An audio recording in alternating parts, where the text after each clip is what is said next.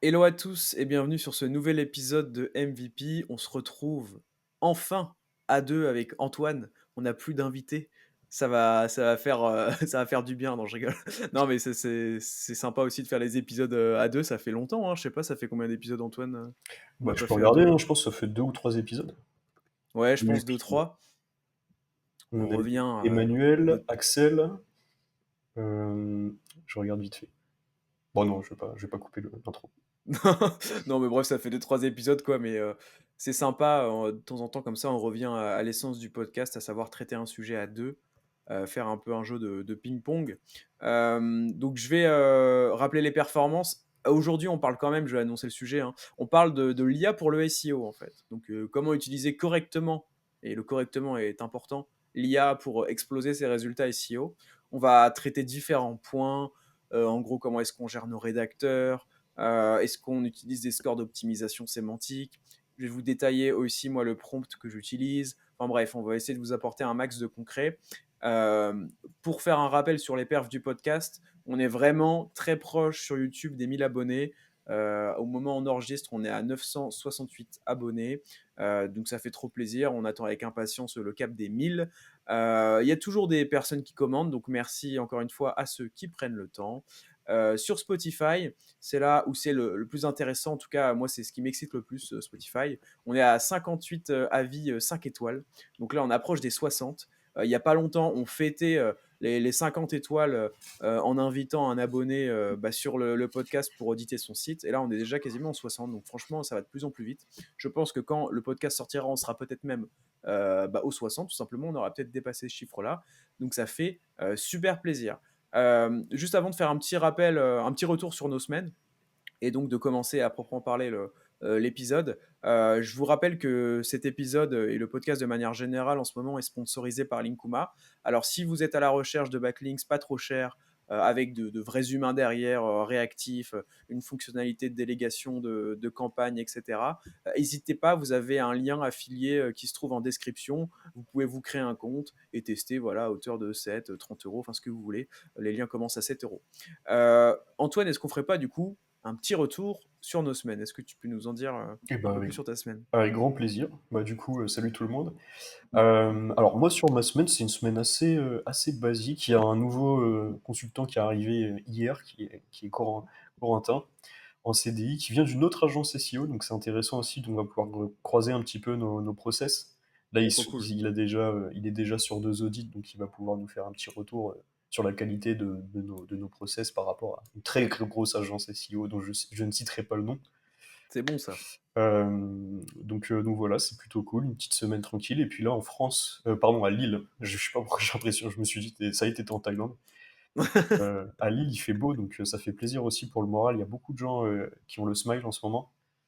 Ouais, Les clients sont contents, les prospects sont contents, les gens trop sont cool. contents. Donc dès qu'il y a du beau temps, j'ai remarqué, c'est vraiment pas mal aussi pour la partie business, etc., commerce, etc. Ça tourne mieux. Ouais. Ouais, ça change tout. Et là, tu me disais que tu sortais d'une journée, t'as fait combien de calls? Là, j'ai fait un marathon de calls.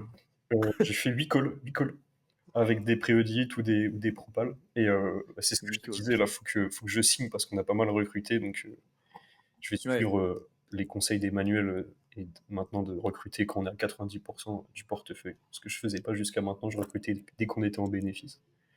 Ok, Donc, ouais. petit. Ouais, c'est intéressant, hein. Ben, c'est vrai que la vie de chef d'agence, moi, je la connais par ricochet, entre guillemets, avec toi, parce que tu me racontes un peu, mais c'est vrai que c'est toujours ça. En fait, c'est comme en freelance où, pareil, bah, t'es préoccupé par ta rentabilité, par l'administratif, par la prospection, mais c'est décuplé fois 1000, en fait, parce que t'as 1000 fois plus de charges, t'as des salaires, enfin, ça a vraiment rien à voir sur cet aspect-là. Enfin, c'est les mêmes principes, mais décuplés, quoi, à l'extrême. Et voilà, enfin, faut bien se rendre compte que c'est aussi ça, les journées type d'Antoine, c'est faire énormément de calls clients, etc. Sachant que là, tu en as fait 8. J'imagine qu'un call client ou prospect, ça dure en moyenne quoi, 45 minutes au moins, hein, si tu présentes une propale, Ouais, même des fois 1 heure. c'était toute la journée. C'est pour ça, là, Ouais, j'aimerais recruter un commercial. J'aurais bien aimé inviter un sales de renom sur MVP un jour pour qu'il nous donne c'est vrai que ça des pourrait être cool. astuces. Parce qu'en vrai, il y a des choses hein, derrière le sales qui sont intéressantes. Mais Ouais. c'est vrai que faire 8 calls, dans la journée, c'est pas très healthy, tu vois? Mmh. C'est un peu genre en mode, c'est très excitant en fait, le sales, tu vois? Ouais. Ça te booste, à fond la caisse, quoi. Ouais, c'est clair. Beh, d'ailleurs, s'il y en a qui écoutent, qui connaissent des brutes en sales, hésitez pas à nous recommander des profils.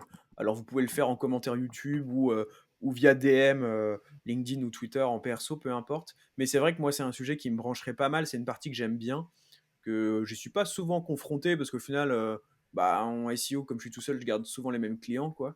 Heureusement d'ailleurs, c'est plutôt bon signe. Mais c'est hyper intéressant et ça s'applique pas évidemment pas qu'à la presta SEO, mais à toutes les prestats en général ou même les produits parfois. Et c'est vrai que ça pourrait être top comme sujet. Mais là, tout de suite, j'ai pas une brute qui me vient en tête où je me dis, ouais, lui, c'est vraiment le meilleur en sales. Je connais pas trop ce game. Mais si vous avez des recos de profils vraiment spécialisés, ce sera avec grand, grand plaisir. Et je précise aussi parce que parfois tu peux penser que le sales, c'est le truc où tu chasses des prospects. Nous, c'est pas du tout ça, c'est en fait, c'est les gens qui viennent nous voir, qui nous Hmm. contactent, qui me disent en gros, qu'est-ce qu'il faut que je fasse et combien ça coûte. Donc c'est un Ouais, sales qui est ultra cool en fait. En mode, ouais, c'est c'est clair. vraiment, tu donnes de la valeur à quelqu'un, il est super content de discuter avec toi, etc. Donc c'est Ouais, ça c'est plus le sur la partie vraiment closing, réassurance, ouais, présentation de l'offre, quoi. stratégie, création de la roadmap et tout. Trop cool. Parce que faire du cold, j'en ai jamais fait et je crois que je pourrais pas en faire.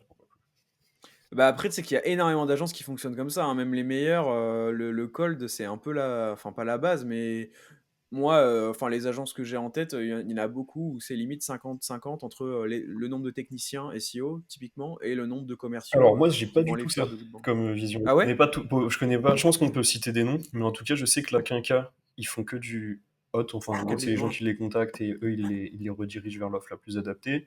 J'ai cru comprendre que les agences, je crois, hein, Eskimos slash Primelis slash, on aurait dû en parler avec Emmanuel Plix. Je crois que c'est du hot aussi, hein. C'est des gens qui les contactent en mode ils benchmark le marché. D'accord.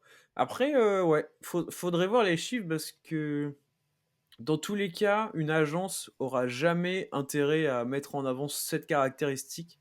Parce que l'image que tu renvoies quand tu dis que tu as énormément de limite plus de commerciaux que de techniciens, c'est pas la bonne image.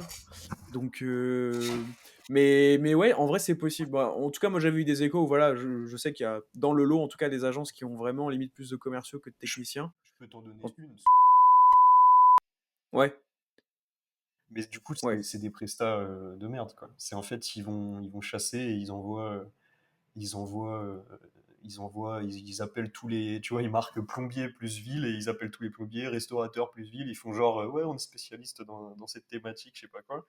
Et à la fin, ouais, ils leur font un site codé en dur avec une maintenance à 400 euros par mois, engagé 4 ans, quoi. ouais, ouais, clairement. C'est pas du tout la vision, je pense, les méthodes de travail des belles agences. Ouais, ouais, ouais. Non, bah, de toute façon, je pense qu'on aura bipé, le nom de l'agence, en post-prod. Je me suis noté ça, mais je pense qu'on voit tous, J'avoue. de laquelle on peut parler. C'est un peu, un running gag, un mème, quoi. Donc ouais, ouais, ça existe, mais bon, bref, voilà, je pense que pour toi, ouais, avoir au moins un commercial, c'est clair que ça me paraît fondamental, surtout quand tu m'expliques, tu me racontes un peu tes journées. Enfin bref, on va pas, faire un podcast là-dessus, mais ouais, c'est des aspects intéressants, hein. Bah, écoute, moi là, je viens de réfléchir à ma semaine, honnêtement, j'ai rien de spécifique à dire. Est-ce que j'ai des événements marquants? Bah si, j'ai passé les 5000 abonnés sur ma chaîne YouTube, ça c'est top. Ça fait grave plaisir. Donc voilà, comme d'habitude, c'est un peu comme ce podcast-là, j'ai pas d'approche spécifique en mode, je veux être à temps, je veux faire tant, et cetera. Mais ça fait toujours plaisir de voir que ça évolue. Je me rappelle d'il y a quelques mois, fêter, un peu intérieurement les 3000 abonnés.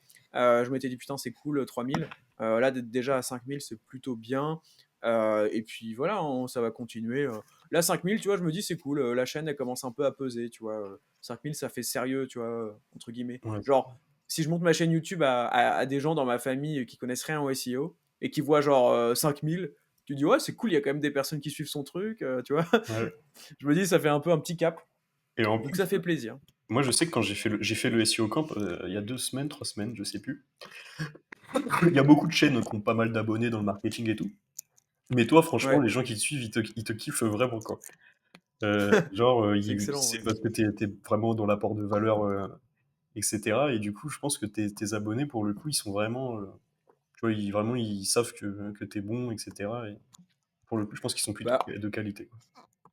ouais, c'est possible, après c'est pareil, j'ai pas assez de recul pour juger et tout, j'ai pas eu différentes chaînes et cetera. Mais, c'est un truc qu'on me dit, assez souvent que j'ai une communauté, qui est quand même assez engagée et tout. Ce qui est plutôt cool parce que derrière, tu vois, par exemple, si je vends du sponsoring sur ma chaîne, c'est un des facteurs qui va faire que, je peux vendre le sponsoring plus cher et cetera. Donc au final, ça me bénéficie aussi. Enfin bref, c'est vraiment un c'est vraiment du gagnant-gagnant. Mais voilà et puis sinon, ouais, petit événement qui va arriver, c'est pas souvent que je fais des sorties comme ça, mais ce week-end, je vais aller à Bordeaux avec des potes en mode, on fait tous de la muscu. Alors ça va être très marrant, je pense, parce qu'on a 2 amis, qui sont à Bordeaux et donc on va y aller. Puis voilà, on a 2 bonnes salles, de sport, qu'on veut tester.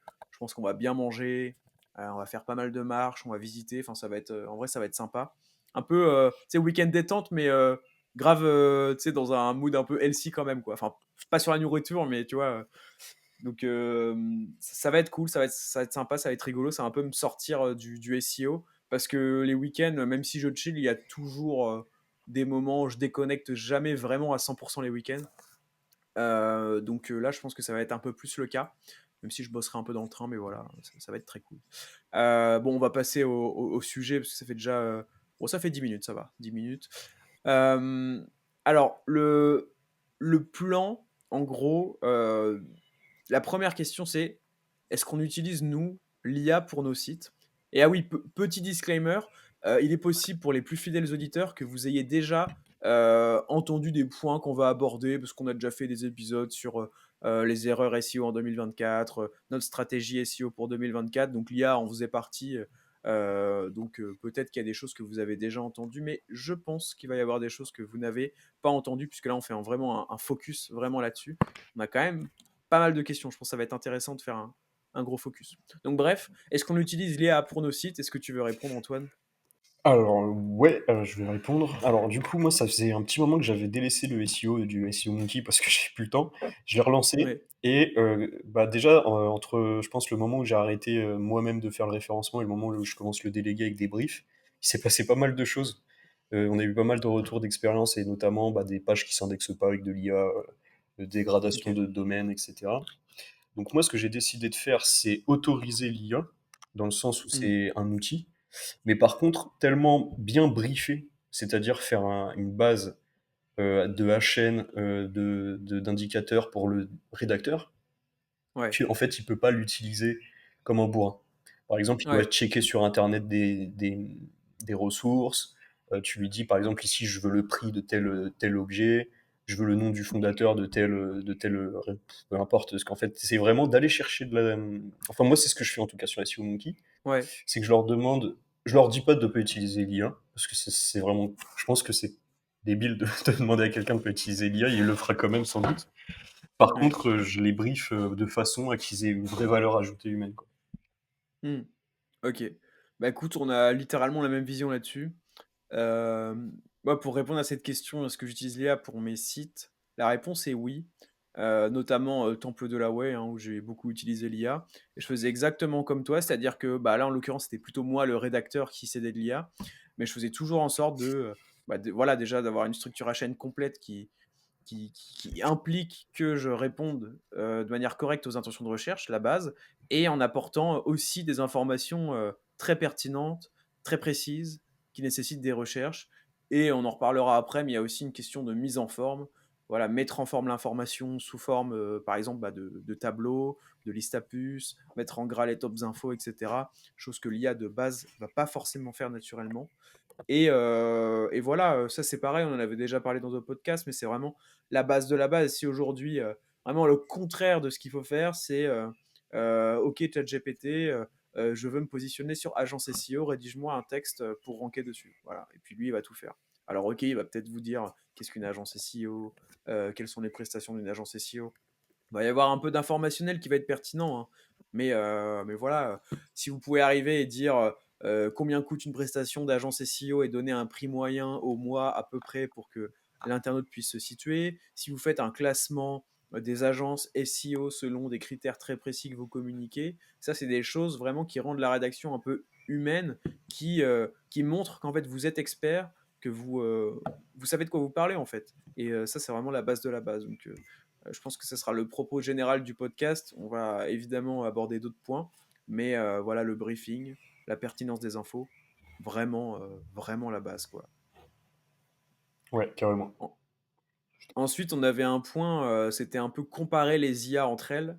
Donc, tu as noté ChatGPT versus Gemini versus les IA spécialisées SEO, à savoir Jasper, Mark, SEMJ aussi. D'ailleurs, je connais pas leur tool, ce serait intéressant que tu m'en parles.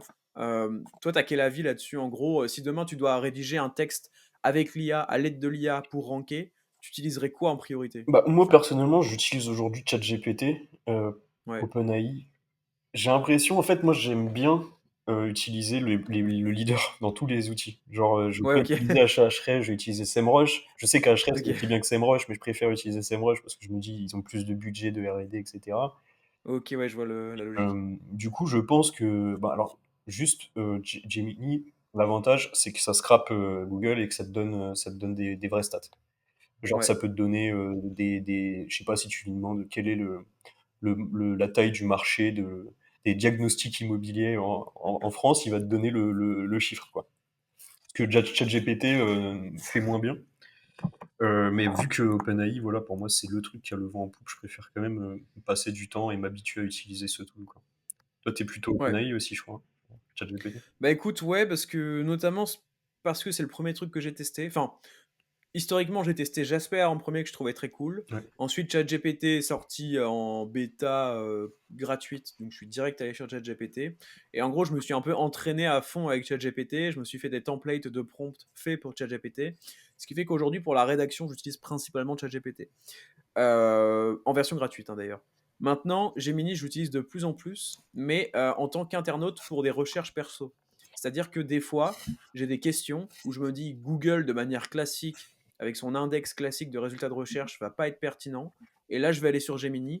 Du coup, je me suis dit, bah attends, si tu es satisfait de Gemini, de la pertinence des réponses globalement, hein, en tant qu'internaute, en fait, bah pourquoi pas essayer de rédiger avec.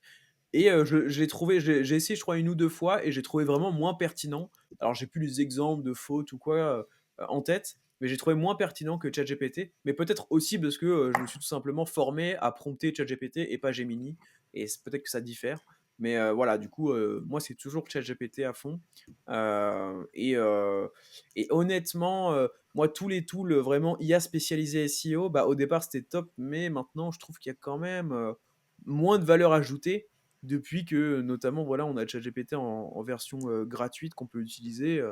Bah, je trouve que les autres outils, alors ils ont leurs features, hein, mais je sais pas, je me dis, si vous êtes bon à savoir analyser une SERP, savoir créer manuellement une structure à chaîne qui va répondre aux intentions de recherche, savoir donner des bonnes infos, vous n'avez pas réellement, je trouve, besoin d'un outil IA spécialisé SEO. Après, Antoine, tu peux me contredire par exemple, parce que moi j'avais testé Jasper à l'époque, j'avais testé un autre outil qui était pas ouf, donc je vais pas le citer. J'imagine que ça a évolué entre temps. Est-ce que toi, c'est quoi ton expérience comme ça avec les tools spécialisés? Ouais, donc moi j'ai testé Marc Copy, français, Ouais, SEMJ, français, Jasper, américain. ouais, Globalement, ils se valent. Et en fait, ce que je retiens de ces tools, c'est qu'en fait, je pense qu'ils sont très adaptés à des responsables marketing qui n'ont pas du tout de skill SEO, tu vois. ouais, ça par contre, c'est vrai. Et Mm. en fait, il y a même un petit côté aussi un peu plus sexy, hein. Je veux dire, tu vas sur Jasper, CMJ, Marc Copy, tu as une belle interface. Donc Ok, ouais. j'imagine, tu vois, je sais pas moi, qui est pas trop geek, tu vois, je la vois mal kiffer sur du chat GPT, tu sais, le truc avec une interface un peu à l'ancien, enfin un peu geek. Ouais, donc je pense que ça vraiment, ça cible ces outils-là, tu vois, on va dire des profils un peu plus marketing 360, un peu moins geek. Ouais. Parce que nous, en fait, bien sûr, les briefs, on va les faire manuellement, donc ils seront beaucoup plus quali que ce que peut nous donner une IA. Mm. Et franchement, les recos on page, donc nous, on le fait quand même, hein, on utilise SEMrush, Writing Assistant pour avoir un score. Mais bon, voilà quoi. Enfin, je préfère quand même me dire que j'écris pour un utilisateur et j'essaye de donner un maximum de valeur que de dire bah, j'essaye de Ouais, noter à 9 sur 10 sur un tool pour avoir 100%. le champ lexical, etc. Bah, en fait, de toute façon, les tools d'optimisation sémantique, je suis pas fondamentalement contre, mais je trouve que si tu penses à ça en premier lieu, ça te met pas du tout dans le bon état d'esprit, dans la bonne logique. Parce que si tu penses à ça avant de penser à l'intention, bah, ça se trouve en fait, il y a un monde où tu fais un texte qui est à 100% tout dans le vert sur tous les outils d'optimisation sémantique, mais qui rank absolument pas parce que tu n'as juste pas pris en compte l'intention de recherche et tu n'as pas un contenu qui donne de la valeur selon une attente précise à l'internaute. Alors que l'inverse, c'est beaucoup moins vrai de se dire il y a un monde où en fait tu réponds parfaitement à l'intention de recherche, tu donnes de la valeur, mais comme tu as des scores sémantiques pourris, bah, du coup tu ranks pas. Tu vois, ça c'est pas vrai. Enfin, en tout cas, selon mon expérience, voilà, si tu apportes de la valeur, que tu as capté les intentions de recherche, tu ranks forcément, même avec un site avec zéro autorité, Google va t'envoyer un signal, le type il va te monter, je sais pas, 30e sur ta requête, et tu te dis, ah ok, c'est marrant parce que j'ai aucune autorité, la requête est quand même concurrentielle, j'ai répondu aux intentions de recherche, j'ai fait un contenu cool, et je remonte quand même 30e, ce qui est une victoire en soi, hein, parce que si votre site a aucune autorité, ranker 30e sur un gros mot-clé, ça prouve bien que Google vous considère. Après, évidemment, il y a du travail à faire, peut-être du netlinking, peut-être du deep linking, peut-être du travail sur les réseaux sociaux, peut-être créer des pages filles pour optimiser le maillage interne de la page mère que vous souhaitez pousser, mais c'est quand même un bon signal. Donc voilà pourquoi vous avez mon avis sur les outils d'optimisation sémantique. Je ne dis pas que c'est inutile, je dis juste, faut pas que ce soit votre priorité, sinon ça peut vous mener en fait, à mettre des efforts inutiles, en fait, sans résultat, hein, si vous pensez pas aux intentions, etc. Enfin, voilà. Je vais prendre un exemple, c'est quoi, pour bien, pour bien illustrer. Imaginez, vous souhaitez ranker sur... là, c'est vraiment l'exemple le plus bête, hein, mais pour que vous compreniez. Vous souhaitez ranker sur fleurs de CBD, vous dites ok, c'est parti, je rédige un texte, je regarde pas la SERP, je vais direct sur mon outil de score sémantique, et là vous rédigez un texte informationnel, qu'est-ce qu'une fleur de CBD, nanana, et vous publiez la page telle quelle. Évidemment, vous rankez pas. Pourquoi? Parce qu'en fait, l'intention de recherche, et ce qui est le type de document que Google fait remonter, ce sera des pages catégories, et vous avez un article de blog, et ça vous l'avez même pas, vous avez même pas vu. C'était la base de la base. Donc voilà, vous rankerez jamais peut-être au-delà de la 20e position, malgré tout le netlinking que vous pourriez faire ensuite, etc. Donc, bref, je pense que la plupart des gens qui écoutent ce podcast ont conscience de ça, et là, je leur dis un truc qu'ils savent déjà, j'espère, mais s'il y en a quelques-uns qui n'avaient pas encore cette vision-là, cet ordre de priorité, bah, peut-être que ça vous aura un petit peu éclairé.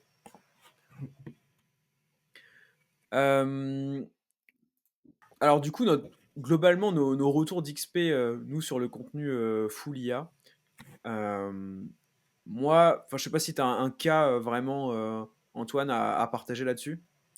Alors, euh, oui, plusieurs en fait. Nous, on nous a déjà demandé, par exemple, de scraper, tu sais, en gros, faire de l'IA en mode automatisation d'intégration sur des villes et des petites villes du 20 000. Ouais, L'indexation, elle est très très très mauvaise. Après, c'était sur un ok. nouveau domaine parce qu'on voulait pas flinguer le domaine principal.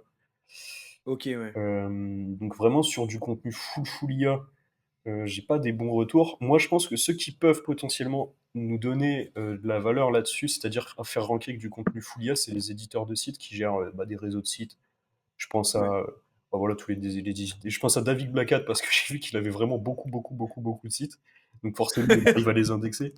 Et j'imagine qu'il s'amuse pas à faire de la rédaction humaine sur chacun. Euh, Bah, lui, il fait beaucoup de traductions aussi, hein. il fait de la trad, etc. Donc je pense qu'il y a quand même des moyens de faire des choses qui s'indexent. Maintenant, viser le top 3 sur de la requête un peu, même pas ultra concurrentielle, ne serait-ce qu'un peu concurrentielle, ce serait intéressant de vraiment de faire un épisode avec David. Euh, Parce que je me trompe peut-être, mais je pense que vraiment sur de la requête, même moyennement concurrentielle, tu peux pas viser du top 10 avec un contenu comme ça, quoi. Donc ça veut Bah, dire que... alors, moi, j'ai des questions à te poser par rapport à ton test, parce que c'est intéressant d'avoir le plus de contexte possible. Déjà, c'était quoi globalement le template un peu HN de page? En gros, à quelles questions vous répondiez? Et aussi, à quel rythme est-ce que vous publiez les contenus? Étant donné que c'était un domaine neuf, est-ce que vous y êtes allé en mode un peu bourrin, ou est-ce que vous êtes dit, vas-y, on publie une page par jour? C'était quoi le Ouais, truc? alors pour la partie UX, on avait un UX très simple parce qu'on était sur un WordPress et pour intégrer en automatisation sur WordPress, c'est quand même plus facile sur de l'article que sur de la page. Donc c'était un Ouais, ok. article, donc toujours un UX d'article, type titre H1, petit sommaire, balise HN et puis à la fin peut-être un FAQ, je sais plus. OK. Hem Et au niveau de la vitesse d'intégration, il y en avait tellement, c'était peut-être du 20 ou 30 000 pages.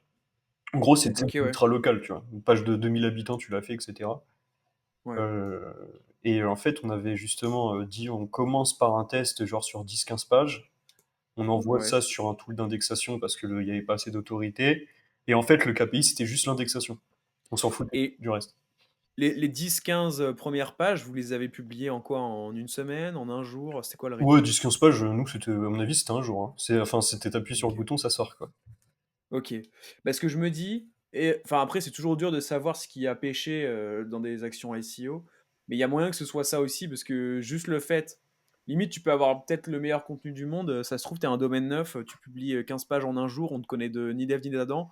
Enfin, Google te connaît pas, peut-être que juste ça rank pas, quoi. Mais ouais, après, Bah, il y tu avait avais il y avait tu avais l'IA vraiment le dedans. côté de domaine neuf, mais après moi je ferais jamais ça sur un domaine qui fonctionne, quoi. Ah bah, non, mais ça aurait pu, moi, alors pour tester, ce que j'aurais fait, c'est que mais bon, ça se trouve, le résultat aurait été exactement le même, mais je me serais dit: «Je vais pas bourriner sur, la fréquence de contenu, je vais plutôt en faire, bah, tu vois, les 15. Je crée une page par jour pendant 2 semaines, même, pendant un mois pour en faire plus, mais montrer à Google que, en fait, c'est pas juste passager, tu as une vraie, fréquence de publication. Je sais pas, envoyer un signal un peu peut-être, pour paraître «naturel» entre guillemets, hem et avec du recul, tu sais, sur mon site paulvengeon.fr, j'ai pas mal de textes à trous, c'est plus trop un scoop.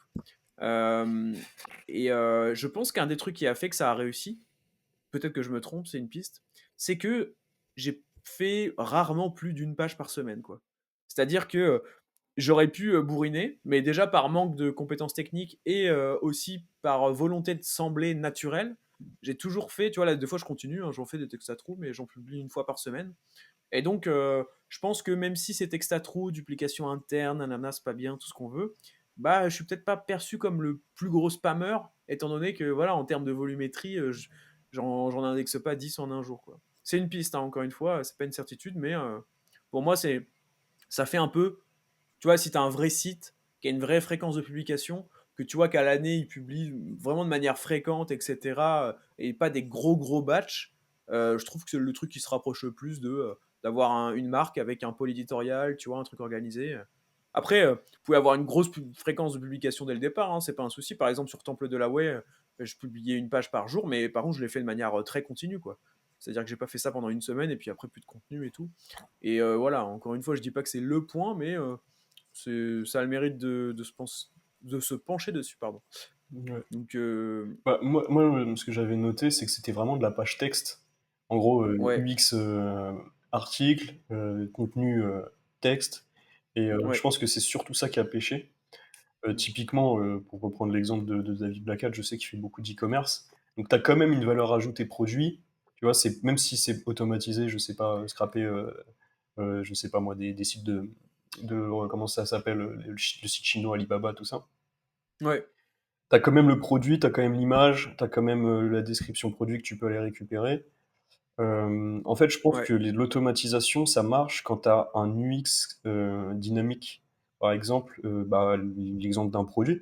Tu peux avoir ça, j'aime bien prendre l'exemple, tu sais, par exemple, des vols retardés. Admettons, tu ouais. fais 10 000 pages pour chaque vol retardé, tu automatises l'intégration, bah, avec le numéro de vol, l'heure, la destination, tu vois? C'est OK, c'est de l'automatisation, mais c'est pas de l'IA et donc pour moi, ça marche. L'IA textuelle comme ça que t'envoies comme un bourrin, en tout cas pour moi ça n'a pas marché. Après, curieux d'avoir Ouais, je ne serait-ce comprends. qu'un seul contre-exemple. Effectivement, il y avait peut-être un mismatch aussi entre tes contenus et les intentions de recherche qui étaient réellement attendues. Peut-être qu'avoir un petit classement dynamique ou j'en sais rien, tu vois. Ça aura peut-être changé quelque chose. C'est carrément possible. Et c'est vrai que moi, j'ai toujours utilisé l'IA de manière non automatique et de manière toujours artisanale, que ce soit dans le prompting, la structure HN qui va être fournie, ou les informations aussi, les datas qui vont être fournies. Et je pense que c'est ce qui fait que ça a toujours réussi. Là, tu vois, même au fil des updates, mon site de Way, bon, il a perdu en trafic et tout, parce qu'évidemment, je l'ai révélé au grand jour, et puis c'était pas difficile à dépasser en termes d'autorité et tout. Mais sinon, bah, j'ai pas noté de baisse de trafic vraiment lié au contenu en tant que tel, hein. Donc, je pense que c'est la bonne manière d'utiliser l'IA, quoi. Hem, mais ouais. De toute façon, en fait, je pense qu'il faut partir du principe que Google est pas forcément plus intelligent qu'un humain et que comme un humain, il va pas se dire: «Oh là là, cette tournure de phrase, je vois que c'est de l'IA». Je veux dire de l'IA vraiment travaillée de manière artisanale comme je fais, tu captes pas forcément que c'est de l'IA. Et je pense que Google, c'est pareil et tant que tu as les bonnes infos, et cetera, en fait, tu remontes. Les bonnes infos et les bonnes features on page, hein. Tu parlais de David Blackhat, tu pensais que ça faisait. Enfin, tu penses que ça fait par exemple la div qu'il est bah, un catalogue produit, tout simplement, un listing de produits ou quoi, une fiche produit. Bah, ça Mhm. fait partie des fonctionnalités on page qui permettent de répondre aux intentions de recherche, quoi. Moi d'ailleurs, je pense pas qu'ils fassent beaucoup d'IA sur ces sites. À mon avis, c'est juste de l'automatisation de produits catégories, quoi. Ouais, il y a moyen que ce soit que de la trad aussi, ouais, De la trad. c'est carrément possible. Donc voilà, ça c'était un peu nos retours d'expérience sur le contenu full IA. Moi, je pense que voilà, vous avez compris, ça marche même pour un site neuf, mais il faut bien le faire, quoi. Il faut bien le faire et l'IA automatique, en fait, l'IA automatique bête et méchante que tout le monde peut faire, bah en fait, si tout le monde peut le faire, par définition, même quelqu'un qui est en dehors de votre thématique, bah vous avez pas de valeur en fait. Donc c'est peut-être ça le problème. Ensuite, en quatrième question, on avait, en gros, est-ce que les rédacteurs web utilisent l'IA? Donc ça, Antoine, je serais curieux d'avoir ta réponse étant donné que tu travailles avec plus de rédacteurs que moi, je pense, au total. Bah, en fait, Euh, ouais, c'est forcément le cas, en fait. Même ceux qui vont te dire. Alors, il y en a sûrement qui le font pas un peu par éthique. Tu sais, ouais. moi, je suis rédacteur, l'IA, c'est vraiment, voilà. Mais Ouais, je comprends, je ouais. pense qu'ils ont tort, en fait. Euh, Hmm. je pense qu'en fait, il faut utiliser l'IA, mais bien sûr, il faut l'utiliser correctement, ne pas essayer de douiller bah, les clients en envoyant 1000 mots comme ça, en full automatique, etc. Et de toute façon, la tendance, c'est que c'est obligatoire que les gens vont les utiliser. Et si c'est pas le cas pour les derniers résistants, on va dire, à l'IA, c'est, c'est, ça sera forcément le cas. Donc, je veux dire, tu Ouais, peux c'est même clair. plus demander à un rédacteur de pas utiliser l'IA, puisque tu peux même plus voir si en réalité il l'a utilisé ou pas. Bah, alors là, c'est instant promo non rémunéré pour notre ami Arthur Villecourt du Wizard Podcast notamment, qui a sorti un tool qui, a priori, je ne l'ai pas testé moi-même, mais marche très bien, qui s'appelle lucid.ai. Alors, je ne sais plus s'il y a un E à la fin de lucid ou pas, mais les retours que j'avais vus, c'est que c'était plutôt très très efficace. Peut-être que sur la partie francophone d'ailleurs. Et en gros, lui, comment il vend ce tool, c'est marrant. Il le vend pas en mode en gros, identifie si ton rédacteur utilise l'IA pour le disputer, tu vois. C'est plus, il te dit si en gros, enfin, quelle différence de prix il y aurait entre du texte 100% IA que tu devrais réellement payer et le rédacteur que tu payes comme s'il n'utilisait pas l'IA, entre guillemets. Et donc voilà, peut-être pour les plus parano quoi d'entre vous, ceux qui veulent avoir le cœur net, vous pouvez utiliser cet outil-là. Donc qui est un outil payant. Alors il y a peut-être un freemium d'ailleurs. Mais voilà, en tout cas, sachez que ça existe. Je sais qu'au début, il y a eu beaucoup de tentatives, notamment d'OpenAI, hein, de créer un outil de détection comme ça. Et tous les tests n'étaient pas du tout concluants, quoi. De toute façon, c'est très simple à vérifier. Tu fais un texte 100% IA, tu le mets dans le tool. Si tu dis que le texte est humain, c'est que ça marche pas, quoi. Et alors que celui-ci, c'est un des seuls où j'en ai entendu vraiment du bien sur Twitter, beaucoup de retours positifs. Donc voilà, hein, si vraiment il y en a parmi vous qui veulent tester ça, lucid.ai. Mais ouais, sinon je suis d'accord, hein, de toute façon, il faut les laisser faire. C'est comme, en fait, comme on a dit avant qu'on pouvait, on a confirmé qu'on pouvait ranker avec de l'IA tant que c'est bien briefé. Donc en fait, c'est juste à vous de bien briefer, quoi. Si vous passez par un rédacteur, faites en sorte de bien le briefer. Ajouter des datas pertinentes, faites en sorte que le rédacteur fasse des recherches de son côté, peut-être mettre en forme les informations enfin, pour répondre aux intentions de recherche de manière claire, un tableau au début de la page, etc. Enfin bref, vous connaissez la chanson. Euh, Bah, du coup, ensuite, on avait la question comment un bon brief peut limiter l'utilisation de l'IA. Je pense qu'on l'a quand même, on a carrément répondu même. Ouais. Donc on va passer tout de suite à la prochaine question. Où là, j'attends ta réponse Antoine, parce que je sais que toi, tu es un spécialiste de ça. C'est en gros l'importance de la partie intégration, donc dans le CMS en l'occurrence. Et donc tu nous as mis entre parenthèses bah, les photos, peut-être infographie, les tableaux, etc. Est-ce que tu peux nous dire ce que tu avais en Ouais, bah, tête? je pense qu'on est, enfin, tu seras aussi d'accord avec moi, ouais. Mais globalement, l'intégration, pour moi, c'est un travail aussi, enfin, pour moi, c'est un tiers brief, un tiers rédac, un tiers intégration en termes de temps de travail aujourd'hui sur un contenu de Ouais, 500 mots ou 1000 mots. Ouais, je comment justement suis l'IA vient pousser, la prod. ouais. Et donc l'intégration, il faut vraiment être conscient que, je sais pas, si vous estimez à 2 heures 500 mots, bah, ça ferait par exemple, voilà 45 minutes, d'intégration. C'est quand même beaucoup 45 minutes d'intégration, mais mine de rien, se dire: «OK, j'ai un texte Google Docs, je le copie-colle sur un CMS, sur un back office, peu importe. OK, maintenant qu'est-ce que je vais faire? Je vais mettre déjà, tout ce qui va être balise à chaîne, méta titre, méta description. Je vais Mmh. ajouter, des infographies, des photos, des choses qui apportent vraiment de la valeur à l'utilisateur, peut-être même des vidéos et cetera. Ouais, Je vais mettre des encres sur le sommaire. Je peux mettre une fiche auteur pour rassurer pour montrer qui a rédigé, l'article. Heu, clairement. je peux mettre des extraits enrichis, moi ce que j'aime bien mettre sur les contenus informationnels, c'est minimum, FAQ qu'est-ce que je mets d'autre? Je mets avis, c'est un peu de la triche d'ailleurs sur un article, mais bon, je mets quand même les avis. Ouais, ça passe Ça bien. passe quand même, ça passe quand même.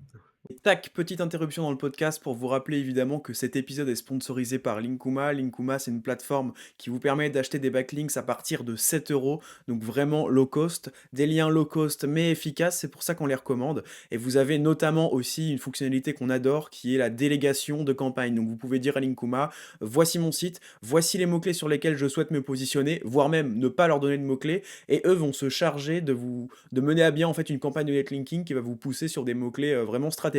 Donc si ça vous dit, vous avez évidemment un lien d'affiliation qui se trouve en description, n'hésitez pas à cliquer dessus, vous créer un compte et vous faire votre propre avis, sachant que comme c'est une plateforme qui propose des backlinks à des prix vraiment accessibles, vous pouvez très bien tester à hauteur de 30 euros, donc, ou même 10 euros, ou même 7 euros si vous souhaitez acheter un seul lien le moins cher.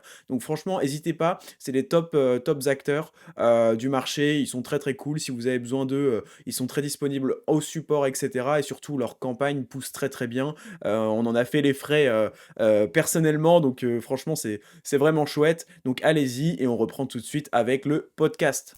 Ouais, ouais, ça passe très bien. Ça passe très, très bien et ça sort tout seul. Ouais, ouais, ça Ça passe s'in trop bien. ça s'index C'est, très bien. on peut faire un aparté là-dessus si tu veux, mais c'est la feature. Moi, quand j'ai découvert le SEO à l'agence, c'est le truc où je me suis dit: «Non, attends, c'est abusé», parce que la donnée structurée produit avec la propriété, la aggregate rating, et cetera, donc pour avoir les avis, renseignez-vous, tapez, pour les intéressés dans Google, aggregate rating, données structurées, ou bon bref, vous verrez. Ça passe, mais à tous les coups, quoi. C'est vraiment qu'il y a aucune vérification, il y a aucun filtre algorithmique. Alors peut-être que vous pouvez, à un moment, avoir une vérification manuelle de Google, donc un quality writer, enfin voilà, un employé de Google. Ça, je dis pas, mais par expérience, ça passe. C'est violent, quoi. Beaucoup plus qu'à l'époque. Tu sais, il y avait les données structurées FAQ aussi, là, qui te sortaient des petites questions en dessous de ton résultat à toi. Ouais. Ça, par contre, ça avait beaucoup plus de mal à passer. Bah, alors, les avis, c'est abusé, hein. Bah, Depuis 2 ans que l'indexation, j'utilise. tu fais ton test, site de points, URL et tu as toujours tes petites étoiles. Ah ouais, c'est violent. Après, voilà, les guidelines de Google disent que quand tu mets des avis, il faut absolument que tu puisses les retrouver visuellement sur ta page. Donc moi, je m'en assure à chaque Ouais, fois. moi aussi. Je me dis, on sait jamais le jour où, voilà, mais c'est, voilà. Ouais et puis même en termes d'UX, c'est pertinent, hein, quelqu'un il peut noter un article, c'est même si je crois qu'à la base, c'est pour des produits, Ouais, c'est ça. En fait, si tu peux noter que certains trucs. Et par exemple, je crois que les services, quand je m'étais renseigné, parce qu'il y a un type service qui existe sur schema.org. Je crois que les services, ça marche pas. Et bref, il y a d'autres trucs qui marchent pas. Par exemple, ouais, l'article, il n'a pas normalement la propriété aggregate rating, alors que le produit, il l'a. Il y avait aussi Creative Work Series. Enfin bref, ça parlera peut-être à certains SEO un peu techniques qui sont déjà confrontés à ces sujets. Mais voilà, c'est assez abusé. Enfin bref, tu parlais de l'intégration, du coup, je sais pas si tu avais d'autres ouais, bah, points. rapidement, en fait, nous, on a des must-have. On a, donc tout ce que j'ai dit. On a le maillage interne, le Mhm. bold, les bullet points, les Ouais, tableaux. Donc voilà, ouais, c'est du boulot. Et puis, c'est ce qui fait clairement la différence, hein. Je veux dire, quand tu arrives sur un site, enfin, moi, quand je vois si quand ça arrive, direct, je demande au consultant je lui demande de reprendre la formation, intégration. Parce que ouais, si tu arrives sur un site avec, balise à chaîne texte, balise à chaîne texte, balise à mais non, c'est du foutage de gueule. C'est même pour le client, en plus, tu sais qu'il y a de l'IA, voilà, ça part très, très mal, quoi. Et tu sais que ça va ouais. jamais ranker. Bah, Donc, Ouais, après, ouais, ça dépend, mais ça peut ranker, mais pas sur du très très concurrentiel, je pense. Ouais. Puisque au d'un moment, tu seras limité par les signaux des comportements utilisateurs en fait qui seront mauvais. Donc ouais. Ok, bah écoute, là-dessus, de toute façon, on a vraiment la même vision. Moi, pour te dire, moi, sur l'intégration, je mets moins de billes que toi. En tout cas, pour mes propres sites, parce que j'ai pas le temps, j'essaye vraiment de. Enfin, quand je publie sur mes sites, d'aller le plus vite possible, c'est un peu mon objectif, en mode 20-80. Par contre, pour les clients, c'est vrai que j'ai vraiment cette démarche-là, où des fois, je leur dis même, voilà, si vous pouvez déployer un quiz carrément interactif en début de page, faire un résumé de l'article, toutes les infos principales de l'article, les mettre en liste à puce tout en haut, ou répondre rapidement à la question, c'est pour un mot-clé qu'on pourrait dire long trend, tu vois, peu concurrentiel, comme, je sais pas, tu vois, j'ai un client dans les compléments alimentaires, je le prends souvent en exemple. Je sais pas, ashwagandha, danger, par exemple. Ce mot-clé-là, bon, bah voilà, je vais leur dire, réponds en gros dès l'intro, dis si c'est dangereux ou pas globalement. Si oui, fais une liste à puce des contre-indications, des cas dans lesquels ça peut être dangereux. Et voilà, mais on a le même process. Bah, j'interne sur mesure aussi, pareil, c'est très très puissant. Alors c'est automatisable, hein, mais honnêtement, je préfère le faire manuellement, avec la bonne vieille technique site de points, etc., pour trouver les pages les plus proches. Puis voilà, enfin, je vais pas répéter ce que tu as dit, parce que là-dessus, on a vraiment la même vision. Le petit breadcrumb Ensuite, aussi, bien pratique, pour le maillage interne, je sais pas si tu en avais parlé. ouais, Ça ouais, carrément, c'est vrai que ouais, ça s'indexe très bien. ouais, ouais, ouais, très cool. Alors, tu veux dire, attends, parce il y a deux trucs. Il y a le breadcrumb vraiment au sens visuel sur la page, et la donnée enrichie plutôt fil d'Ariane que tu retrouves dans les SERPs. Tu parles de quoi? Bah, idéalement, si tu peux mettre un breadcrumb que tu affiches qui sort en fil d'Ariane, oh pardon, en extra enrichi, c'est top. Ouais, ouais, de toute façon, Mais la ça arrive plupart tout le du temps. temps, parce qu'en fait, pour mettre un breadcrumb, en extra enrichi, faut le chemin d'URL. Donc c'est rare les gens qui viennent te voir avec un site parfaitement, tu sais, en termes de chemin d'URL, construit pour faire du breadcrumb. Donc généralement, c'est du HTML sans extra enrichi, à ce niveau-là que je fais moi. T'arrives à Ok. mettre des extra enrichis toi sur les breadcrumbs? Alors, t'es sûr à 100% qu'il faut absolument le chemin de l'URL avec le slash Je Ouais, ouais, parce qu'en de fait la page mère? ouais, ouais, parce qu'en fait, je crois, tu peux vérifier, mais en fait, le breadcrumb, extra enrichi, c'est un code qui te met le breadcrumb. C'est pas toi qui as écrit le breadcrumb et qui, je pense pas que tu Bah, puisses en mettre fait, l'extra enrichi sur le breadcrumb HTML, tu vois? tu as le. Je vais checker en live parce que je sais que. euh, En tout cas, sur WordPress, Yoast, enfin, pas Yoast, moi j'utilise RankMath, je sais que le widget breadcrumb, il dépend du chemin du URL. Après, si tu passes par Ah oui, oui, oui, non, mais oui, je vois ce que tu veux dire, mais du coup. euh, Tac, tac, tac. Ouais, tu vois, là, j'ai l'exemple, j'ai le contre-exemple, mais en gros, oui, je comprends ce que tu veux dire.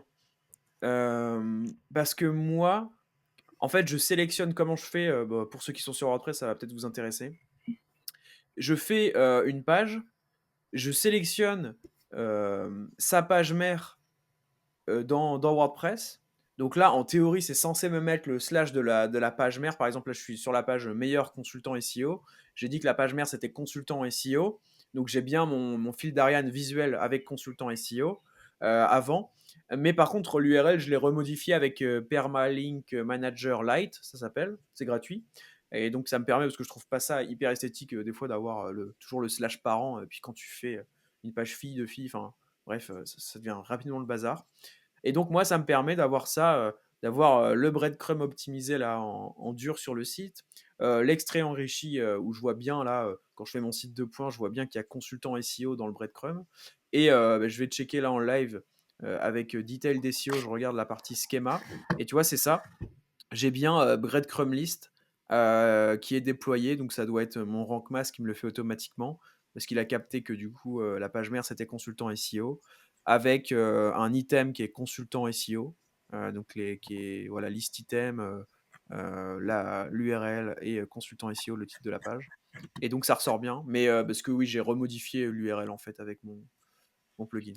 Pour être sûr d'avoir bien compris, t'avais bien le chemin d'URL, juste tu l'as restylisé, heu Ouais, c'est ça. Parce qu'effectivement, à la base, WordPress, quand tu dis cette page et la page fille de telle autre page, bah, tout de suite, l'URL, elle se met à jour et elle te met le slash parent avant ton URL un peu, enfin ton chemin personnalisé. Donc, littéralement, ça ferait paulvengeant.fr/consultant-SEO /meilleur-consultant-SEO quoi. En gros, ça ferait ça. Et moi, j'ai direct paulvengeant.fr/meilleur-consultant SEO parce que c'est avec l'extension. En fait, j'avais été, dès mes débuts sur WordPress, j'étais à la recherche de cette extension-là, sans savoir comment elle s'appelait d'ailleurs. Je voulais une extension qui me fasse cette feature-là parce que je trouvais ça. En fait, ça commençait à me faire des URL. D'ailleurs, consultant SEO Paris, c'est toujours resté comme ça parce que j'ai pas fait de redirection ou quoi. C'était une de mes premières pages. Ça fait vraiment paulvengeon.fr/consultant SEO /consultant SEO Paris. Donc en fait, ça fait 2 fois consultant SEO dans l'URL. Je trouve ça moche au possible. Donc je voulais. Bref, j'avais trouvé l'extension au final. Ouais, mais donc, en tout cas, pour avoir le breadcrumb, tu confirmes qu'il faut le chemin du RL. Toi, tu l'as bougé, mais c'est grâce à l'initiation de. Bah, en fait, c'est parce que Rankmas, de par l'architecture WordPress, a capté qu'effectivement, consultant SEO était la page mère de la page parente, je crois que ça s'appelle comme ça d'ailleurs, sur WordPress, Ouais. de consultant SEO Paris.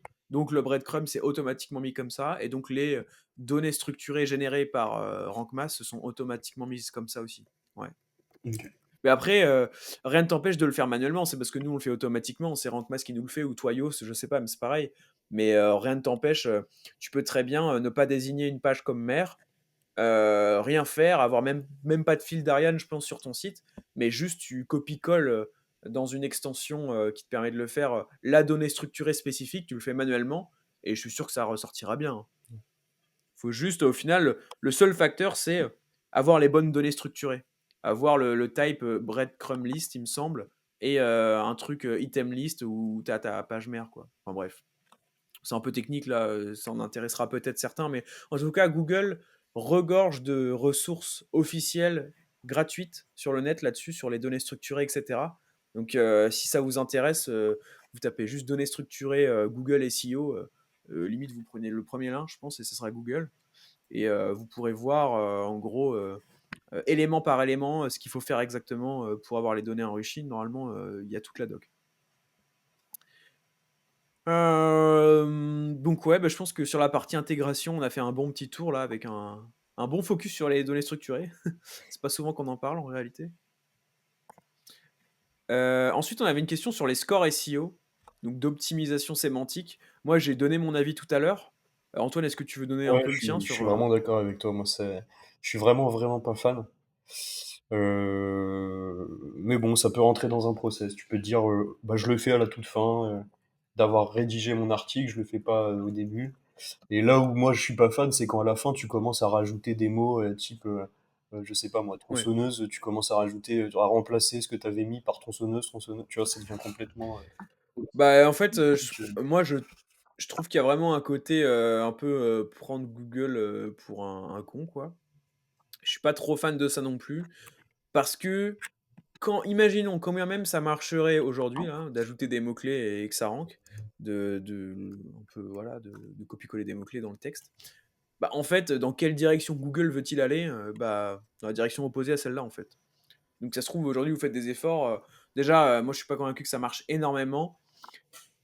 Et ça se trouve, même si ça marche un peu, ça marchera encore moins demain. Enfin, on sait pas. En tout cas, j'ai pas l'impression que ça aille dans le sens de oui, oui, pondération de mots-clés, densité de mots-clés, les pourcentages, c'est important. Mais bon, c'est ma vision.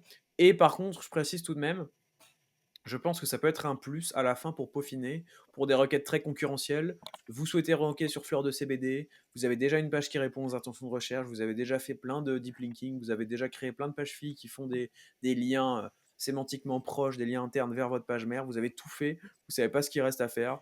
Pourquoi pas, à ce moment-là, prendre un tool d'optimisation sémantique, de comparer avec les concurrents, de vous dire ah bah tiens, ouais, c'est marrant quand même, les 3 premiers, ils ont tel score sur tel outil. Moi, je vois bien que je suis vraiment beaucoup en dessous. Pourquoi pas à ce moment-là? Franchement, je dis pourquoi pas. Mais d'ailleurs, en général, quand tu fais un texte qui répond aux intentions de recherche, c'est que normalement, tu abordes tous les sujets autour de ton mot-clé, autour des attentes des internautes, et que bah, par, euh, par effet de conséquence, en fait, normalement, tu as déjà un score sémantique qui est pas trop dégueulasse, hein, surtout si tu as rédigé avec si c'est un expert qui a rédigé, ou du moins quelqu'un qui a fait des recherches. Normalement, les termes qui sont liés à ta thématique, tu les as abordés, quoi. Peut-être pas tous, hein, peut-être pas dans les bonnes pondérations, mais je pense que tu peux pas vraiment avoir zéro, tu vois, sur ce genre d'outil. Ouais. Après, il y a quand même des recos que les outils donnent, genre CMJ. Bon, là, on parle des outils un peu assistant rédactionnel slash IA, donc CMJ, Mark euh, tout ça, qui sont intéressants. C'est la partie quand même analyse rétro-engineering d'une SERP, même si ça remplace clairement pas le check humain pour faire ton brief. Ouais. C'est vrai que ça va te donner très rapidement. Moi, j'utilise True pour ça. Je sais pas si tu l'as déjà utilisé, Paul. Alors, je J'ai sais déjà même. utilisé Tu sais dire True, toi, ou pas? Through. Tu sais, quand je me suis concentré? Et je crois, il paraît que le mec qui a créé ça, c'est justement pour faire galérer les gens à dire le nom de l'outil. En Mais fait, faudrait même faire through, comme ça. c'est le truc. Ça m'a toujours. Moi, j'ai abandonné. Mais du coup, ça te fait ce côté-là aussi. Donc, en gros, ça te fait, tu mets un mot-clé, ça te fait un mini brief. En gros, ça te donne, ça te fait ton rétro-engineering. Donc, ça te dit en moyenne, il y a tant de mots sur les X premières pages. En moyenne, il y a tant d'images. En moyenne, il y a tant de maillage, Ouais. etc., etc. Ah, Et c'est ça, pour le intéressant. coup, je trouve ça cool. Ça, pour le coup, je trouve ça cool. Et je sais que c'est des outils maintenant qui sont intégrés aux outils SEO rédactionnels. Donc, on ne parle pas de ChatGPT, mais vraiment CMJ. Alors je les ai pas tous utilisés dernièrement, mais j'ai entendu au SEO Camp le cofondateur de CMJ en parler. Ouais. Justement, moi je trouve que là pour le coup, bah, la preuve, j'utilise True. Il y a vraiment une bonne assistance. Je trouve que c'est beaucoup plus pertinent qu'à la fin te dire bon vas-y je vais passer au vert, que ce soit sur Yoast SEO ou n'importe quel outil, toutes les bulles pour ranker quoi. Fuyez les bulles, quoi. La conclusion, si vous voyez des bulles vertes ou des bulles oranges ou des bulles rouges, partez. Non, en réalité, c'est une vanne, évidemment. Mais ouais, ouais. Bah, de toute façon, ouais, franchement, je pense que j'ai rien d'autre à ajouter. Moi, j'attends juste le jour, et je suis en discussion avec quelqu'un sur LinkedIn, ça sera peut-être le cas bientôt, où un outil te fera des recos orientés à intention de recherche, ça existe déjà un petit peu, mais notamment sur l'aspect fonctionnalité on-page. Ouais. Donc un outil qui pourrait te dire, bah voilà, bah typiquement voilà, un outil qui te dit, ah bah j'ai tapé fleur de CBD, j'ai vu qu'en moyenne il y avait, c'était des pages catégories, enfin j'ai vu que c'était des pages catégories qui occupaient le top 3, qui ont d'ailleurs en moyenne, bah, je sais pas, tant de références produits, tel type de variété. D'ailleurs, il y en a, le premier, il a carrément, il a un quiz, il a déployé un quiz tout en haut de la page. Voici les filtres e-commerce que je juge pertinents, que tel concurrent utilise pour répondre à l'intention de recherche. Donc voilà, quand on tape fleur de CBD, on arrive sur son résultat. Bah, lui, il propose de directement filtrer les fleurs de CBD par pourcentage de CBD directement pour que l'internaute puisse arriver sur des fleurs plus ou moins fortes, par échelle de prix aussi, etc. Enfin bref, tu vois. Et vraiment une IA ou un outil qui saurait faire une sorte de capture d'écran des résultats de recherche des concurrents et nous faire des recos, tout comme un consultant SEO pourrait le faire. Et à ce moment, je pourrais me dire, ok, j'envisage pourquoi pas de déléguer cette partie-là à un outil, mais tant que c'est pas possible, qui peut pas aller aussi loin, qui peut pas, je sais pas, même analyser la mise en gras, comment est-ce qu'il se débrouille, etc. Le fait qu'il y ait des références en bas de l'article, enfin bref, tout ce genre de micro-détails, la page auteur, etc., qu'on peut voir que visuellement, enfin beaucoup moins en scrapant en tout cas. Euh, Bah, à ce moment-là, pourquoi pas, mais c'est vrai que pour l'instant, bon, peut-être que ça existe, hein, mais puis il y a beaucoup de gens qui lancent des outils aussi en ce moment avec l'avènement de l'IA. J'ai reçu je sais pas combien de messages sur LinkedIn. Ouais, Paul, est-ce que tu peux tester notre outil, nanana, en parler sur tes réseaux si t'aimes bien. Il y en a beaucoup, hein, mais je pense qu'il y a quelque chose à faire, mais il faudrait un outil vraiment poussé en ce sens, quoi. Ouais. Mais Ouais, il y a pas mal de. Mais ouais, enfin, je sais plus pourquoi je dis ça à la base, mais c'était un peu pour accentuer sur ce genre. En fait, pour les outils qui vous donnent des recommandations d'optimisation de contenu de manière générale, voilà, ça peut être un plus, mais la vision visuelle, on va dire, la vision visuelle, ça veut un peu rien dire, mais pour moi, c'est le saint graal. Euh, alors, j'avais noté que je devais vous détailler mon prompt. Alors, ceux qui me suivent sur les réseaux, vous l'avez sûrement déjà vu passer. Mais je vais vous détailler un petit peu, moi, le prompt un peu, le template de prompt que j'utilise avec ChatGPT. Euh, Donc je l'ai appelé le master prompt, voilà. Il y a une première partie, qui est une partie sur le contexte. Ensuite, on a une partie, plutôt orientée sur le ton et ensuite on a la partie où globalement on va venir copier, enfin coller plutôt, notre structure HN. Donc la partie, sur le contexte, en gros ça dit, tu es, X, donc tous les X à remplacer par, ce que vous voulez. Tu es X et rédacteur, pour un site spécialisé en X. Bon là, dit comme ça, voilà. Rédige un X ayant pour titre principal X. Les internautes qui consulteront cette page chercheront principalement à X. Donc ça pourrait être, si je veux rédiger pour mon site de Whey, tu es nutritionniste et rédacteur pour un site spécialisé en compléments alimentaires, ou même en Whey. Rédige un guide informationnel ayant pour titre principal Meilleur Whey, deux points, comment la choisir. Les internautes qui consulteront cette page chercheront principalement à connaître tous les critères qui font d'une whey une bonne whey, voilà, par exemple. Ensuite, on a quelques indications sur le ton. Donc la première qui est parle de manière simple et succincte à la première personne du pluriel, donc ça pareil à remplacer si vous voulez qu'il parle au je, au nous, etc. Insère des virgules régulièrement, bon par expérience il ne le fait pas forcément. Si pertinent, utilise des mots peu communs, pareil, je suis pas sûr que ce soit hyper intéressant mais bon je le laisse. Adresse-toi aux lecteurs en se mettant à leur place, utilise le vouvoiement. Ça c'est très important pour moi. Une des limites de l'IA, c'est que elle va pas forcément, enfin, elle va pas forcément se mettre à la place des personnes qui vont lire l'article. Donc déjà, quand on lui dit au tout début, les internautes qui consulteront cette page chercheront à faire ça, elle se met déjà un peu plus à leur place. Et quand vous dites adresse-toi directement aux lecteurs en se mettant à leur place, en utilisant le vouvoiement, ça sort des trucs plutôt cool, type une intro. Vous vous demandez quels sont les meilleurs critères pour choisir votre whey. Ne vous inquiétez pas, on a fait en sorte de clarifier l'information au maximum, découvrez notre guide complet, etc. Ça fait ce genre de phrases qui sont plutôt cool. Donne ton avis sur les sujets traités. C'est pareil, je le laisse le jour où l'IA se décidera à le faire, en tout cas ChatGPT. Pour l'instant, c'est très dur. En même temps, c'est un peu l'opposé de l'IA hein, de donner son avis. Et insère des phrases de transition naturelle entre les différentes parties du texte. J'ai l'impression que ça marche plutôt pas mal. Mais voilà, dans cette partie-là, ce qu'on retient, ça va vraiment être, en gros, parle à la première personne du pluriel ou du singulier, ça il le respecte. Et adresse-toi au lecteur en se mettant à leur place, utilise le vouvoiement, très très bien. Et finalement, je lui dis simplement, suis la structure HN et les indications suivantes. Et là, je colle H1, H2, etc., toute la structure qui découle évidemment de l'analyse de la SERP et compagnie. Et je lui donne aussi des indications. Donc, je l'ai déjà dit plein de fois, mais voilà, H2, le pourcentage de protéines dans la whey.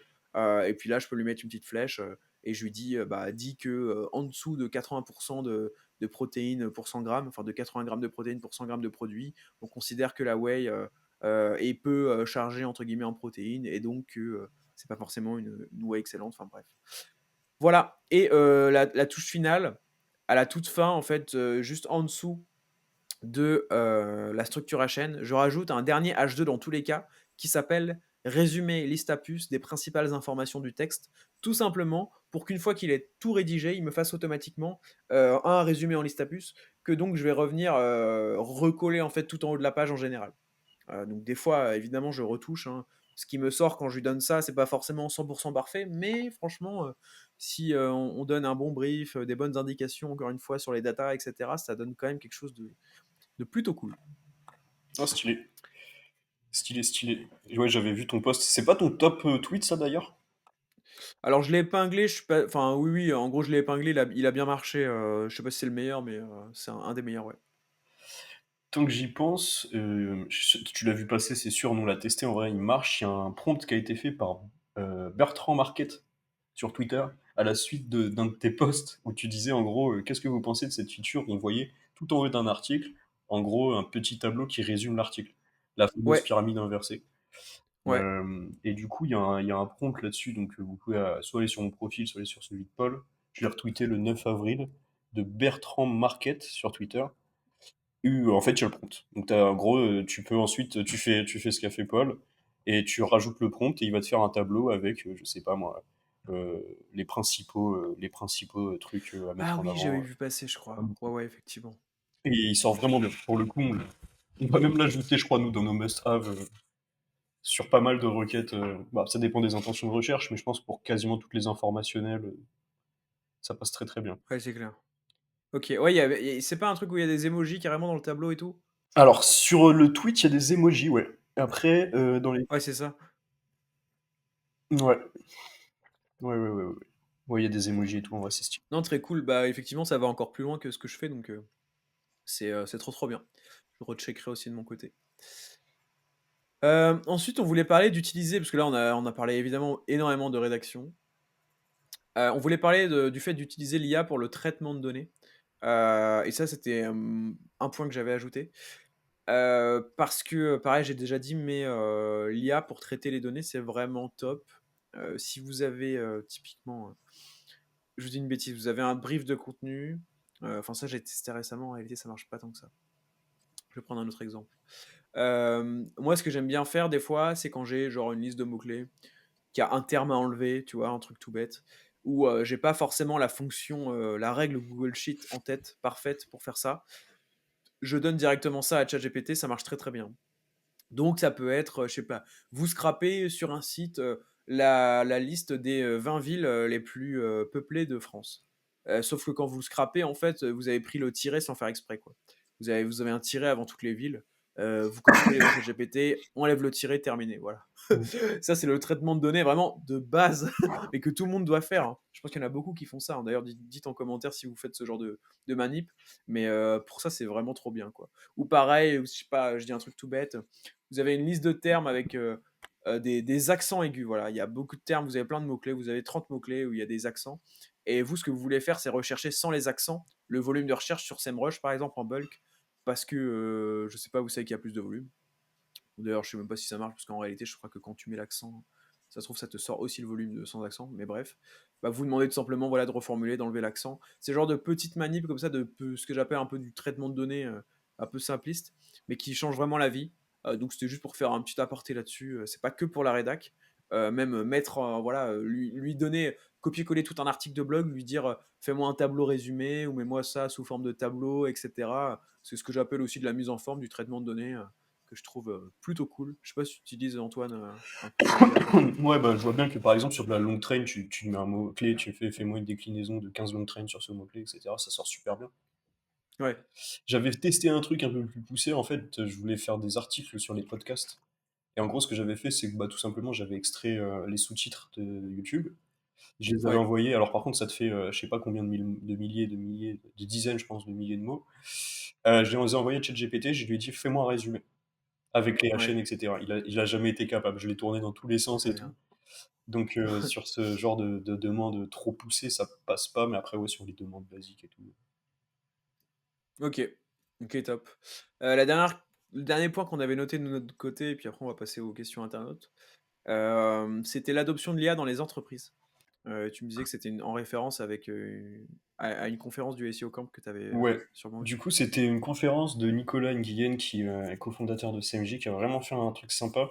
Je pense que CMJ, c'est un des outils IA français les plus diffusés dans les grosses entreprises, à mon avis, et ils ont une bonne équipe, commerciale. Et alors du coup, ils ont pu, envoyer, des questionnaires à quasiment, tous leurs utilisateurs. Et du OK. coup, pendant le SEO Camp, il a vraiment présenté, tu sais, bah, des pourcentages de réponses, oui, non, un peu, peut-être, et cetera, tu vois? Je sais pas si je suis clair. Et Ouais, en si, si. et en gros, moi, franchement, la conférence était top. Je pense qu'elle sera à un moment disponible sur YouTube.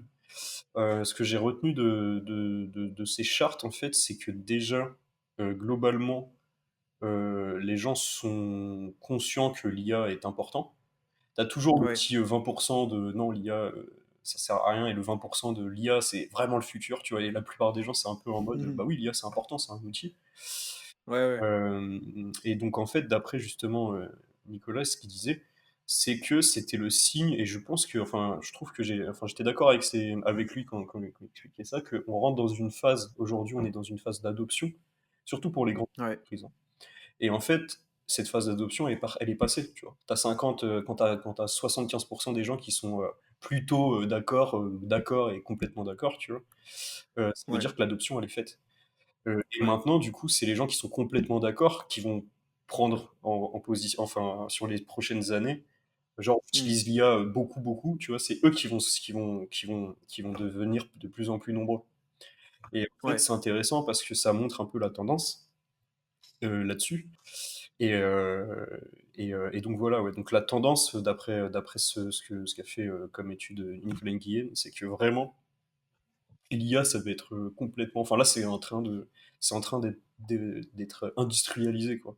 Ça va passer ouais, dans les fiches de poste, ça va rentrer dans les process, tu vois, ça va vraiment rentrer sur tous les postes. Tu vois, nous, on est des SEO, nous, on est les premiers à avoir utilisé des IA. On a utilisé les IA avant que ouais, c'est parce vrai. que c'était une IA générative, tu vois. À l'époque, c'était Mais nous, GPT, puisque ça n'existait pas, c'était du Jasper, il y avait OpenAI, mais personne n'avait ouais. allé OpenAI, donc c'était du Jasper, c'était des trucs comme ça. Mais maintenant, en fait, les gens, ils commencent à utiliser les IA, surtout dans les grandes entreprises, et en fait, bah, petit à petit, ça rentre, voilà, dans leur job, et Et de toute façon, ça va vraiment se démocratiser à fond, quoi. quand tu vois que même, et ce qui est totalement logique, mais qu'il y a énormément d'étudiants qui préparent leurs devoirs maison, leurs exposés avec ChatGPT, c'est que tu as un niveau d'adoption qui est quand même, assez fort, ouais. Parce que même des gens après, bah, au final, les ados, c'est quand même les plus éduqués sur le digital, hein, les plus à jour. Mm. Mais, quand ça vient, s'immiscer dans les devoirs à faire, tu vois? C'est vraiment que les gens se rendent compte de la puissance de l'outil et s'en servent pour les choses du quotidien, quoi. Clairement. Mais, ouais, d'ailleurs, c'est peut-être là que un détecteur d'IA fiable serait le plus intéressant, c'est peut-être pour la partie scolaire en fait. Parce que là, pour le coup, ça peut un peu jouer sur les résultats de l'élève. Mais bref. Ok, bah écoute, très cool ce petit point de contexte. Bah, du coup, on avait eu pas mal de questions. Je vais toutes les lire, je pense qu'il y en a pas mal qu'on a déjà répondu. Premier de Sylvain Wiltor. At Just Cherries. Est-ce que la rédaction IA avec prompt poussé et retouches humaines peut vraiment rivaliser une rédaction humaine? Donc, on y a déjà répondu, évidemment, oui, puisque ça va juste te faire gagner du temps et que tu auras toute la data, toute l'expertise humaine en amont. Donc, il n'y a absolument pas de raison, sauf peut-être sur certaines thématiques très, très, très précises où il y a besoin d'énormément d'expertise. Mais pour l'instant, j'en ai pas rencontré. Ensuite, on a Fabien at Forum MP3 qui nous demande ma question de point. L'IA se base sur le contenu des sites internet, mais si on met du contenu IA, au final, l'IA va-t-elle se baser sur l'IA? Je sais pas si t'avais déjà entendu cette question ou pas. Moi, c'était un truc que j'avais entendu dès le début. Oui, oui, oui, oui. Donc ouais, tout à fait. Tout à fait, mais en fait, bah, il y a pas trop de problème à ça dans le sens où, je pense qu'il y aura toujours des contenus qui seront pas générés avec l'IA, notamment des contenus vidéo, des contenus authentiques et donc pour moi, l'IA va pas tourner en rond, il y aura toujours de l'apport humain, quoi. Enfin, en tout cas, dans un futur proche, j'imagine pas un futur proche où, tout d'un coup, tout le monde fait que de l'IA, de la vidéo IA, des contenus IA, que ça. Même nous, tu vois, quand on rédige avec l'IA, on met toujours un maximum d'input humain justement pour faire de la qualité. Après, l'input humain, ça peut être faire des recherches sur Google, mais ça peut être aussi se dire je rédige un article qui parle de comptabilité, et ben, je vais mettre un expert comptable sur le coup pour avoir son expertise, son expérience, des connaissances qu'on ne peut pas forcément trouver sur le net. Donc bon, pour moi, si tu veux te différencier et toujours apporter de la valeur, tu auras tout intérêt à pas faire du 100% IA et donc tu donneras de la bonne nourriture à manger à l'IA in fine, puisque ça va se retrouver sur le net. C'est un peu ma vision. Je sais pas ce que tu en penses, Antoine. Ouais, bah, complètement d'accord. Ok, c'est carré. Bon, bah ça, on a déjà un petit peu fait. David Michaud, at David SEO 83, qui nous demande un petit comparatif sur les 3-4 meilleurs tools de génération de contenu auto qui utilisent l'IA. Ah oui, donc vraiment, génération de contenu 100% automatique. Alors, je fais ma réponse et puis après, je te laisse répondre, Antoine. Moi, c'est très simple. J'ai entendu parler en bien de Tex Bulker, du grand Stéphane Madaleno, du gentil Stéphane Madaleno, du bienveillant Stéphane Madaleno. Et j'ai eu beaucoup de retours publics sur Twitter notamment, de bons SEO qui l'ont utilisé, qui ont validé. A priori, ça a l'air très très bien. Ça fait 1 an littéralement que je dois tester l'outil, mais bon, comme l'édition de site, c'est pas ma prio, bah, ça passe toujours à la trappe. Donc je l'ai pas encore testé. C'est ma faute. mais je crois que c'est à mon avis, si je devais en utiliser un là comme ça avec tous les échos que j'ai eus, c'est celui que j'utiliserais. Maintenant Antoine, tu as peut-être plus d'expérience Bah là-dessus? non, j'aurais dit exactement le même que toi pour le OK. coup, ouais. Bon, bah, écoute, Stéphane Madaleno le crack, en featuring, en sponsoring direct de MVP. Non mais tester Testbuckler, je pense que c'est vraiment, une des meilleures, alternatives. Enfin, une des meilleures solutions là-dessus. Clément L @mentesis01 qui nous demande: «Est-ce que vous connaissez des SaaS gratuits ou freemium pour générer des vidéos IA à partir d'un article de blog?» Écoute, moi non, comme ça non. Peut-être, pose la question à Arthur Villecourt ou regarde les contenus d'Arthur Villecourt. Je sais qu'il est beaucoup plus, à fond là-dessus sur la génération, vidéo. Pourquoi pas à Franck aussi des Wizards, qui fait pas mal ça. Toi Antoine, tu as une réponse ou pas là-dessus? Non, non plus, non plus. Je sais OK. qu'en effet, Arthur, il a fait une intro full IA qui était vraiment, vraiment bien faite. Ouais, j'ai regardé tout à l'heure, Donc clairement, il ouais. a la réponse, faudrait lui demander, Bah, lui, il parle beaucoup de HeyGen, Eleven Labs, mais ça, je crois que c'est plus pour les voix. Donc peut-être du côté d'HeyGen à voir, mais franchement, ouais, enfin, demande oui. plutôt directement à Arthur. Bah, de toute façon, c'est Je clairement pense que tu auras une meilleure un réponse. mix de plusieurs IA, hein, je crois, pour vraiment C'est faire ça. ça. Et donc la dernière question, mais on a déjà un peu traité ce point-là, de Richer Frank @WP pas cher Frank. Excellent. Il nous dit juste des prompts techniques SEO. Voilà, bah, écoute, on a détaillé, tout un prompt juste avant, donc comme ça, alors voilà, hein, d'ailleurs disclaimer, je dis pas que c'est le prompt qu'il faut utiliser, mais en tout cas, ça vous permet de comprendre un peu la logique, contexte, ton et information, en gros, si on devait résumer les 3 points, Mmh. que vous pouvez évidemment adapter à votre sauce et cetera. Moi, typiquement, là, ça, c'était un template de prompt général, mais j'ai aussi, par exemple, à un moment sur mon site de Way, je faisais pas mal de recettes. Et là, j'avais fait un template exprès pour les recettes parce que je voyais que c'était à chaque fois les mêmes structures à chaîne et tout. Et donc ça variait un petit peu, quoi. Donc ouais, vous pouvez vous inspirer. Voilà, voilà. Écoutez, je pense qu'on a fait un bon petit tour. Antoine, est-ce qu'il y a quelque chose que tu voulais ajouter? Non, bah, du coup, sujet super intéressant et puis la semaine prochaine, sujet sur l'automatisation, heu, avec Johnny Thévenin, ce qui va être très, très, très Ouais. intéressant Ah et ouais. je crois que, d'ailleurs, c'est lui qui a enfin, sur toutes les confs du SEO Camp Paris, c'est lui peut-être qui a fait la conf où il y avait le plus de monde, tu vois? Les gens sont OK, super bon, ça intéressés m'étonne par pas. le sujet, donc ça va être super intéressant et donc du coup, bah, je pense qu'on peut vous dire à la semaine prochaine. Yes, à la semaine prochaine. Ciao. Ciao.